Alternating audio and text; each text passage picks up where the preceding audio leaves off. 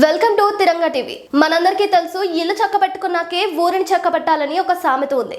సరిగ్గా ఉత్తరాఖండ్ సీఎం పుష్కర్ సింగ్ ధామీ రాష్ట్రంలో కూడా ఇదే అమలు చేస్తున్నారు. ఒకవైపు దేశంలోకి నేపాల్ మీదుగా అక్రమంగా వచ్చిన బంగ్లాదేశీయులను తిరుగు పంపించివేస్తూ 220కి పైగా అక్రమ మదర్సాలను సీజ్ చేసిన ఉత్తరాఖండ్ గవర్నమెంట్, మరోవైపు హిందూ మతం పేరు చెప్పుకుంటూ మోసం చేస్తున్న బాబాలను కూడా వదలడం లేదు. ఉత్తరాఖండ్ లో ఆపరేషన్ కాలనేమి పేరుతో నకిలీ బాబాలతో పాటు అక్రమంగా మత మార్పిడి చేస్తున్న 14 మందిని పోలీసులు అరెస్ట్ చేశారు. ఇందులో బంగ్లాదేశీయులు కూడా ఉన్నారు. రాష్ట్రంలో 5500 మందిని పోలీసులు విచారించారని, వీరిలో 1182 మందిపై యాక్షన్ తీసుకున్నామని inspector general of police crime and law and order Nilesh Anand Farane చెప్పారు. ఈ సంవత్సరం జూలై నెలలో ఈ ఆపరేషన్ కాలనేమి మొదలు పెట్టాక 300 మందిని అరెస్ట్ చేశారు.